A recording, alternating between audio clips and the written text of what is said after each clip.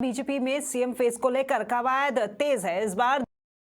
जाने के कयास भी लगाए जा रहे हैं। तो सीएम के अलावा डिप्टी सीएम और मंत्रिमंडल को लेकर भी चर्चाएं हो रही हैं। एक महिला विधायक को बनाया जा सकता है डिप्टी सीएम और सीएम के साथ कुछ विधायकों को मंत्री की भी दिलाई जा सकती है शपथ। तो सरकार गठन के साथ ही लिए जा सकते हैं कुछ महत्वपूर्ण निर्णय।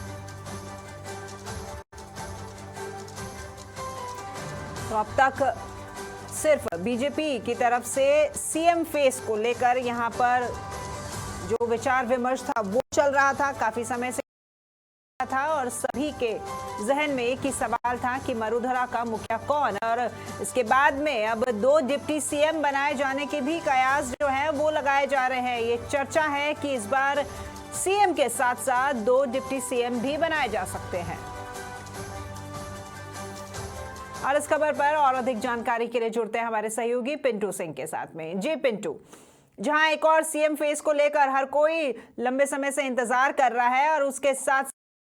डिप्टी सीएम की संभावनाएं जताई जा रही हैं, इस तरह के कयास जो हैं वो लगाए जा रहे हैं। और इसमें खास बात यह है कि एक महिला विधायक को भी यहां डिप्टी सीएम बनाया जा सकता है। क्या कुछ और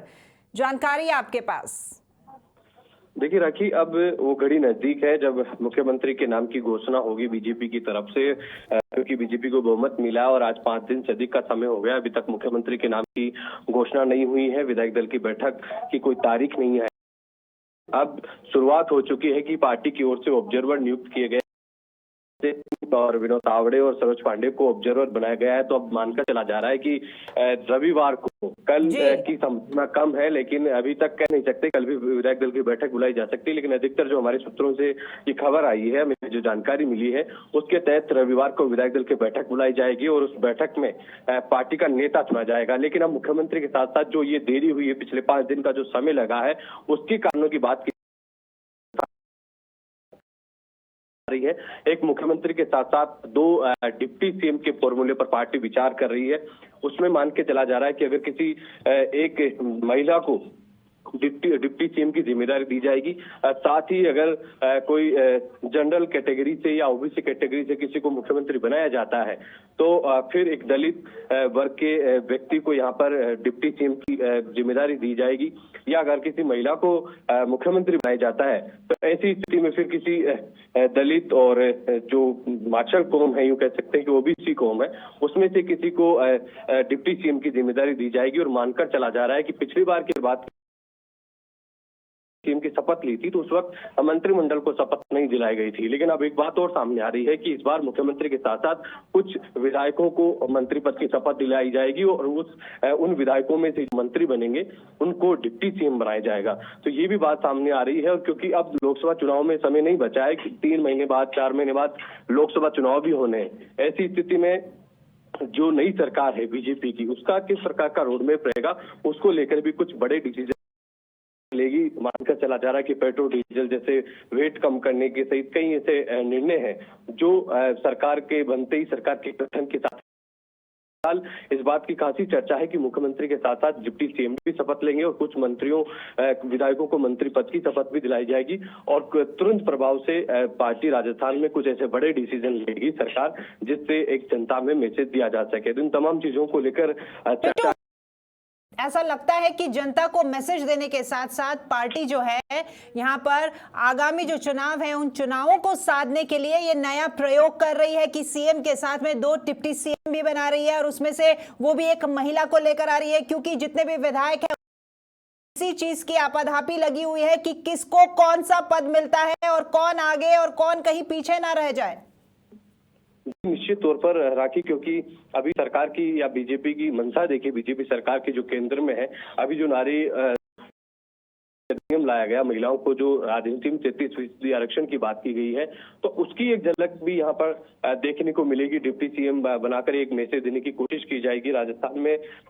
महिला वर्ग को, जो महिला वर्ग आबादी ने जिस प्रकार से यहाँ पर बढ़ चढ़कर मतदान किया, उन तमाम रणनीति को देखते हुए आधी आबादी को साधने के लिए जो महिला उसको डिप्टी सीएम की जिम्मेदारी दी जा सकती है। फिलहाल यहाँ पर विधायक दल की बैठक को लेकर तैयारियों की बात है। तमाम विधायकों का यहाँ पर आने का सिलसिला शुरू हो गया है और आज शाम को जब सीपी जोशी और अरुण सिंह दोनों ही दिल्ली में है, क्योंकि व्हीप जारी किया गया है, संसद की कार्रवाई वहां पर चल रही है, उसको वो शाम पहुंचेंगे और देर रात तक स्थिति स्पष्ट हो पाएगी कि विधायक दल की बैठक कब बुलाई जाएगी। फिलहाल जो विधायक दल की बैठक की बात आ रही है वो रविवार को आ रही है, और जब पर्यवेक्षक यहाँ पर पहुंचेंगे तो जो केंद्र का जो निर्णय है पार्लियामेंट्री बोर्ड ने जो तय किया है वो विधायक दल की बैठक में रखा जाएगा और फिर सर्वसहमति मुहर लगेगी। और क्योंकि दिल्ली स्तर पर ही राखी सीएम के नाम के फॉर्मूले पर विचार किया गया है और सब चीजें दिल्ली से तय हो रही है, क्योंकि इस बार चुनौती इस बात के लिए बन जाती है बीजेपी में, क्योंकि कई कद्दावर जो वरिष्ठ नेता थे वो चुनाव हार गए, जिनको लंबा अनुभव था। राजेंद्र राठौड़ की बात की जाए जो 3 बार मंत्री बने और नेता प्रतिपक्ष थे, सतीश पूनिया खुद चुनाव हार गए, प्रभुलाल सैनी चुनाव हार गए। ऐसे जो वरिष्ठ लोग थे, जो सीनियर थे, जिनको राजस्थान की राजनीति का और संसदीय परंपराओं का, सदन में सरकार को डिपेंड करना या विपक्ष को मजबूत लोग थे, वो चुनाव नहीं। ये भी एक चुनौती है को है कि इस बार विधानसभा अध्यक्ष की जिम्मेदारी किसको दी जाएगी। विधानसभा अध्यक्ष उसको बनाया जाता है जो काफी सीनियर होता है, अनुभवी होता है और उसको संसदीय प्रणाली का ज्ञान होता है, नॉलेज होती है, क्योंकि नियम प्रक्रियाओं से जुड़ा हुआ पद है। तो इस बार बहुत ज्यादा कोई सीनियर जो चुनाव जीत कर आया जिसको लंबा अनुभव है, एक कालीचंद सराफ के अलावा ऐसा कोई जो एक प्रताप सिंह भी कुछ एक नाम है जो सीनियर है, लेकिन क्या वो विधानसभा अध्यक्ष का पद संभाल पाएंगे? उन तमाम चीजों को लेकर अपने मेरे अलग अलग स्तर पर पिंटू देखिए, कल तक पर्यवेक्षक भी यहाँ पर तय नहीं हुए थे, जो मंत्रिमंडल है, विधायक दल है, वो आप मिल रहे थे, जो मंथन है, विचार मंथन वो लगातार चलता आ रहा था। क्या हम इसको इस बात से भी जोड़कर देख सकते हैं वो मिलने गई थी, अमित शाह से भी मिलने गई थी, इसके बाद में यहाँ पर पर्यवेक्षक भी तय कर दिए गए, साथ ही साथ अब एक सीएम नहीं अब 2 डिप्टी सीएम के बनने के भी यहाँ पर कयास जो है वो लगाए जा रहे हैं। देखिए निश्चित तौर पर क्योंकि और साधना होगा, हालांकि एक वक्त था जब भैरव सिंह शेखावत की सरकार एक बार मनाया गया था हरिशंकर बाबरा, उसके बाद में कभी टीम का फॉर्मूला राजस्थान में नहीं रहा, लेकिन इस बार पूर्णतः आलाकमान इस पर विचार कर रहा है कि तमाम समीकरण मैसेज देने के लिए और पावर सेंटर की, ताकि पावर का जो है वो बंटवारा हो और कोई एक व्यक्ति पावर सेंटर नहीं बने, और इन सब चीजों को देखते हुए इस बार ये फैसला लिया जा रहा है। और तमाम अलग अलग वर्गों को साधने की रणनीति भी है। सामने लोकसभा चुनाव है 2024 का, 3 महीने बाद में चुनाव होने, राजस्थान में 25 लोकसभा सीटें हैं, जो एक बड़ी संख्या उनकी कह सकते हैं, क्योंकि जब चुनाव होते हैं तो राजस्थान से एक तरफा पिछले 2 चुनाव में लोकसभा में बीजेपी को मिली है। ऐसी स्थिति में सभी समीकरण को साधने की कवायद आलाकमान कर रहा है, क्योंकि ये सब चीजें इसलिए हो रही है क्योंकि इस बार बीजेपी का मन है। बीजेपी के जो सूत्रों की माने तो वो ये कह रहे हैं कि इस बार राजस्थान में नए चेहरे पर दाव खेला जाएगा, और जब नए चेहरे पर दाव खेला जाता है तो थोड़ा रिस्क और जोखिम जरूर रहती है कि वो पार्टी को यहाँ पर कैसे आगे बढ़ाएंगे। तो ऐसी स्थिति में तमाम चीजों पर प्रधानमंत्री अमित शाह और इनका जो संगठन है वो अलग अलग तरीके से मंथन कर रहा है, और इस मंथन में यही चीजें निकलकर सामने आ रही है। इस बार 2 डिप्टी सीएम राजस्थान में सीएम के साथ हो सकते हैं और उसमें एक महिला को डिप्टी सीएम बनाया जा सकता है। जी आप कह रहे हैं कि मंथन किया जा रहा है, नया प्रयोग किया जा रहा है, और जिस वक्त भैरव सिंह शेखावत के समय में जब भाबड़ा को डिप्टी सीएम बनाया गया था तो उस वक्त भैरव सिंह शेखावत की तबीयत खराब थी, कराना था, जिसके पीछे उनके जाने के बाद ये कार्यभार उस वक्त यहाँ पर भाबड़ा को सौंपा गया था। लेकिन यहाँ पर ये जो नया प्रयोग बीजेपी के द्वारा किया जा रहा है, बात की जा रही है, तो ये भी देखा जाता है कि नया चेहरा जो है उसको लाने का जो ये सशक्त मोदी ही ले सकते हैं, क्योंकि मोदी जिसके लिए इशारा कर दें वो बिल्कुल यहाँ पर सीएम बनेगा ही, से आगे की रणनीति रहेगी। तो वो भी ये कहते हैं कि यहाँ पे आलाकमान जो है वो नजर बनाए रखता है।